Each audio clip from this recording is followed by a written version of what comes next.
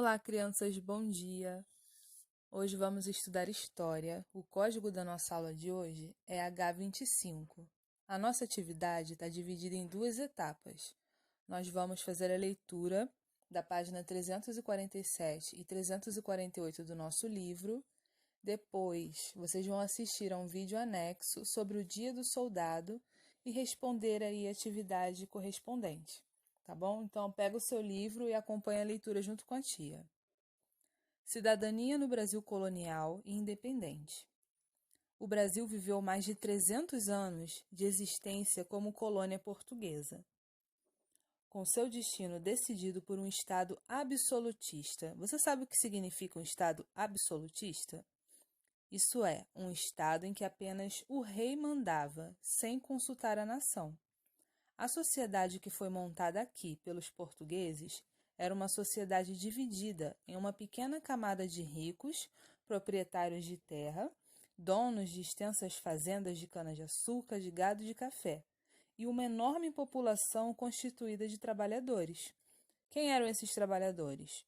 Os africanos escravizados e seus descendentes, os indígenas e alguns poucos brancos livres, mas sem posses. Em 1822, o Brasil separou-se de Portugal, no processo que nós conhecemos como independência. Tornou-se um país livre, entretanto, manteve as velhas instituições portuguesas, por exemplo, adotando a monarquia como forma de governo. Você sabe o que é monarquia? Monarquia é quando o rei governa. O primeiro imperador foi um príncipe português, o Dom Pedro.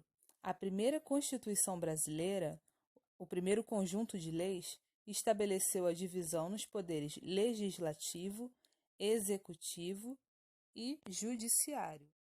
Mas ainda naquela época foi criado o quarto poder, o moderador, de uso exclusivo do monarca, que assim podia interferir em praticamente todas as esferas do governo. Por essas leis que organizavam a nova nação, tornaram-se cidadãos apenas os que tinham terras, os homens bons, donos de renda, de posse, donos de escravizados e de fazendas. Em outras palavras, apenas os ricos, os grandes proprietários, podiam votar e serem votados para exercer os cargos governamentais. E mesmo assim, tinham de se submeter à vontade de um imperador. A cidadania inaugurada em 1824, que foi a data da primeira Constituição, excluía a maioria absoluta da população brasileira, que era composta de africanos e seus descendentes, indígenas, mulheres e homens livres sem renda. Por causa disso, ocorreram inúmeras revoltas, de vários setores sociais, todas elas lutando por conquistas próprias, cujos revoltosos também exigiam ser incluídos naquela sociedade, que os deixava fora enquanto cidadãos. Essas revoltas, em diversas regiões do Brasil, contra o absolutismo de Dom Pedro I, foram todas reprimidas com muita violência. Revoltas nunca deixaram de ocorrer ao longo dos quase 70 anos de império, sem falar nas incessantes lutas de resistência de escravos e indígenas contra a dominação branca. Agora que nós já estudamos um pouquinho sobre a cidadania no Brasil durante esse período da colônia até ele se tornar independente, eu quero que você responda com muita atenção às questões que estão no seu caderno. Número 1. Por quanto tempo o Brasil viveu como colônia de Portugal? Número 2. O que é um Estado absolutista? Número 3. Como era a sociedade que foi montada pelos portugueses no Brasil? Número 4. Quando o Brasil tornou-se independente de Portugal? Número 5. Após a independência, qual foi a forma de governo instituída? Número 6. Quem foi Dom Pedro? E por último, no número 7, de acordo com a Constituição daquela época, quem eram considerados cidadãos? Responda com muita atenção. Agora eu vou deixar para vocês um vídeo anexo sobre o Dia do Soldado, para que você também possa responder a outra parte da atividade. Lembrando que se você tiver qualquer dúvida, você pode consultar o seu livro, o texto ilustrativo que também vai ser colado no seu caderno, ou entrar em contato com a tia pelo telefone da secretaria ou pelo número do WhatsApp, de segunda a sexta-feira, de 8 a meio-dia.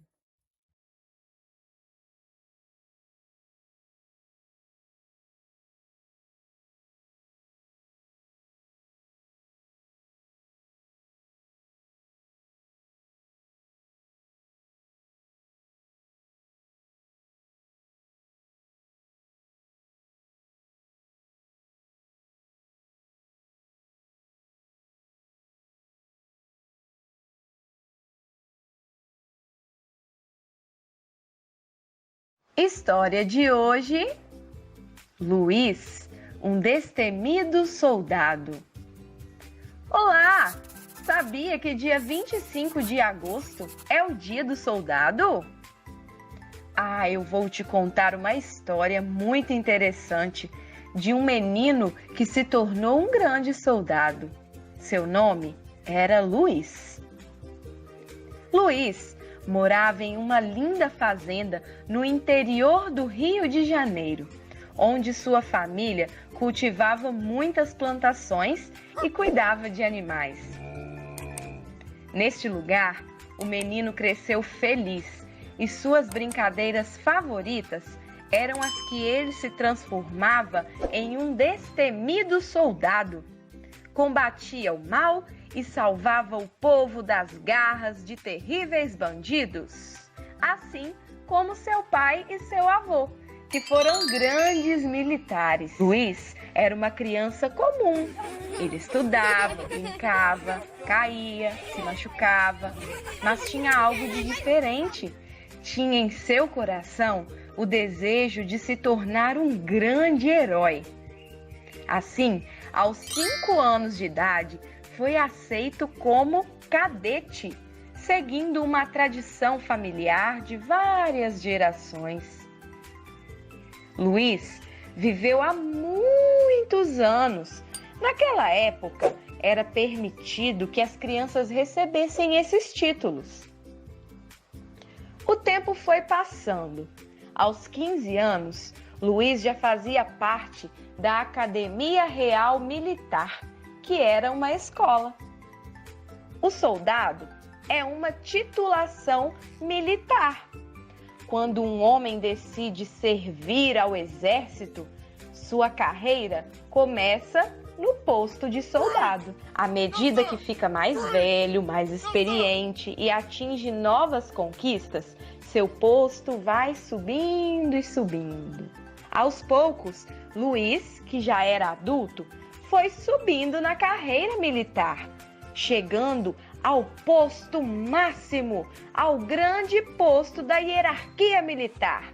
Se tornou um marechal. Luiz lutou bravamente para defender o Brasil em vários momentos e, por seus grandes feitos, chegou a receber de Dom Pedro o título máximo de nobreza, título de duque. Passou então a ser chamado de Duque de Caxias. E tem mais! O Dia do Soldado é comemorado em 25 de agosto, que é a data do aniversário de Luiz, mais conhecido hoje como Duque de Caxias. E mesmo após a sua morte, ele continuou ganhando títulos, acredita? Ele é hoje o patrono do Exército Brasileiro. Amiguinhos, os soldados devem ser respeitados e bem tratados pela população, pois são eles que fazem a guarda do nosso território, protegendo nossas terras, nossos mares e nossos ares.